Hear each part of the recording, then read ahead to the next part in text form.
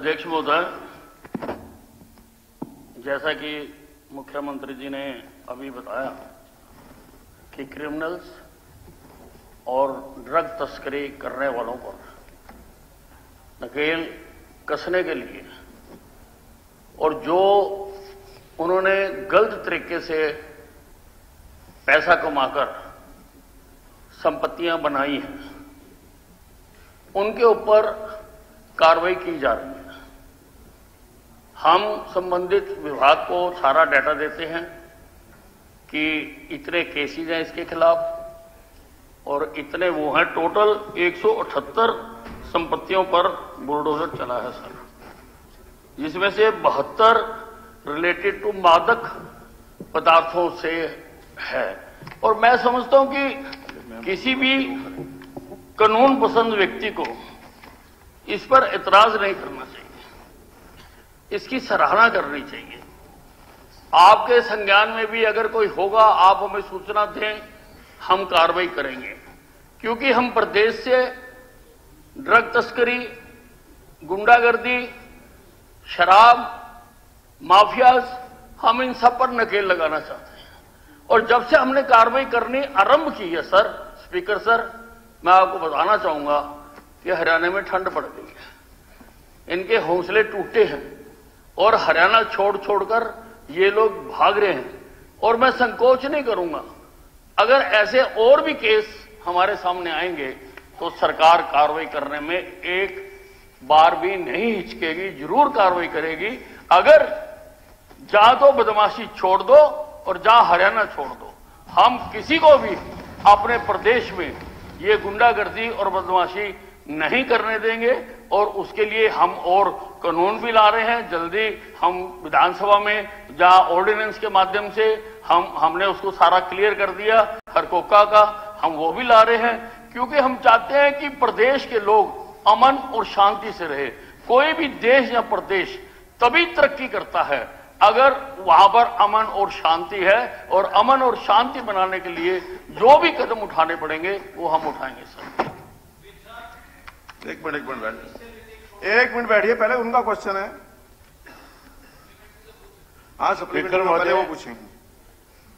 मुख्यमंत्री जी जवाब दे रहे थे और मुख्यमंत्री जी कह रहे थे कि मैंने स्वयं उसमें ये जोड़ दिया आगे कि जिन लोगों के मकान तोड़े या जिनके खिलाफ कार्रवाई करी। मुख्यमंत्री जी, इस मामले में अगर सबसे ज्यादा इस विधानसभा में इन अपराधों को लेकर के, खास करके नशा तस्करी, नशे से जुड़े हुए मामले को अगर किसी ने उठाने का काम किया तो मैंने किया और सबूत के साथ किया। सबूत के साथ आपके सामने सारी बातें रखी, लेकिन अब तक उनके ऊपर कोई कार्रवाई नहीं है तुम्हारी। मैं सदस्य महोदय की सराहना अगली जानकारी जो आपसे लेना मैंने तो एक ही विषय, एक शब्द का विषय उठाया है कि अपने प्रश्न में ये कहते हैं कि वो विध्वंस हुआ। विध्वंस हमेशा जो होता है उसकी तो एक प्रकार से निंदात्मक शब्द है कि हम शायद उसको ठीक नहीं मानते इसलिए विध्वंस हो गया। आप ये कहते हैं कार्रवाई, ये कार्रवाई है, ठीक है, गलत है, सरकार बताएगी। लेकिन आप पहले उसको करें ये कार्रवाई शायद गलत है, विध्वंस हुआ। तो इस विध्वंस शब्द को अगर अपने प्रश्न में से वापस लेकर के अपनी बात करेंगे हमें कोई आपत्ति नहीं है, लेकिन विध्वंस कहेंगे तो इसका मतलब ये इससे सहमत नहीं है। सबसे ज्यादा इस इशू को किसी ने यहां रेज किया तो मैंने किया है और आपकी सरकार ने कभी उसको सीरियसली नहीं लिया आज तक।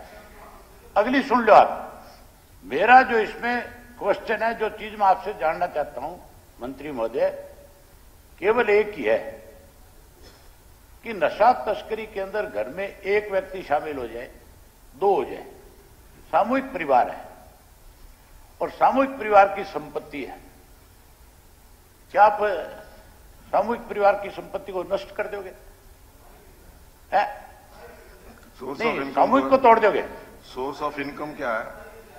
नहीं, मैं ये पूछ रहा हूं कि अगर कोई एक व्यक्ति गलत है घर में और उसके घर के 10 सदस्य दूसरे हैं, उस घर में रह रहे हैं, तो क्या आप उन 10 को भी साथ के साथ उजाड़ दोगे? आप हाँ या ना में जवाब दियो। अभी देंगे मंत्री जी, बताओ ना, तोड़ दोगे क्या? आप बैठे बैठे घर नहीं ला रहे हो, कह रहे तोड़ देंगे। एक मिनट, मतलब आप इतना तानाशाह तरीका अपनाओगे? अबे जी, कोई एक आदमी गलत है,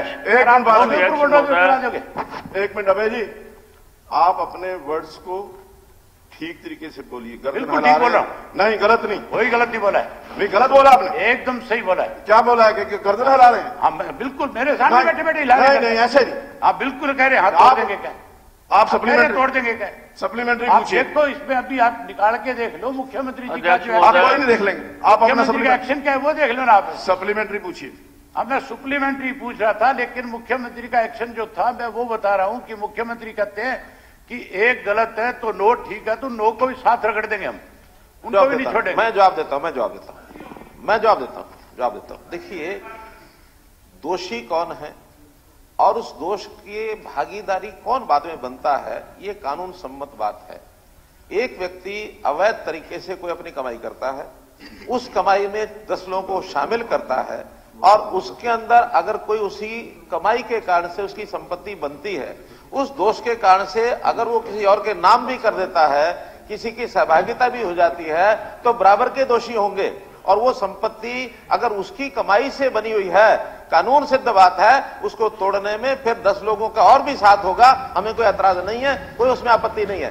पहले समाज के अंदर ये वातावरण बनाना पड़ेगा कि अपराधी कोई घोर अपराधी है, उसके परिवार के लोग भी अगर उसको साथ छोड़ना शुरू करेंगे तभी अपराध के ऊपर कंट्रोल होगा, वरना अगर साथ देने वाले अपराधियों का साथ देंगे, उनको हमको साथ लपेटना पड़ेगा। ये कानून सिद्ध बात है, कोई वकील आके बता दें उनको। स्पीकर सर, मुख्यमंत्री जी ने फिर वही बात दोहराई है। अब सेकंड सप्लीमेंट्री है, आपकी सेकंड सप्लीमेंट्री पूछे तो राय नहीं है। कोई यहाँ लेक्चरबाजी नहीं करनी, भाषण नहीं करना, सिर्फ सप्लीमेंट्री पूछनी है किसी का। सप्लीमेंट्री पूछनी है, मैं भी भाषण सुनने नहीं आया। हाँ, अब नहीं सुनने आए तो बाहर जा सकते हैं। मेरा क्वेश्चन का नहीं सुनने आया हूँ, दे दिया क्वेश्चन का, नहीं आया किसी का। आप सप्लीमेंट्री पूछिए। मेरी सप्लीमेंट्री का जवाब चाहिए। मैंने ये पूछा था हाउस के अंदर कि किसी एक व्यक्ति ने गलत काम किया और उसके घर के लोगों ने उसको बेदखल कर दिया, क्या उस परिवार का मकान आपकी सरकार तोड़ेगी जिसको बेदखल कर रखा है?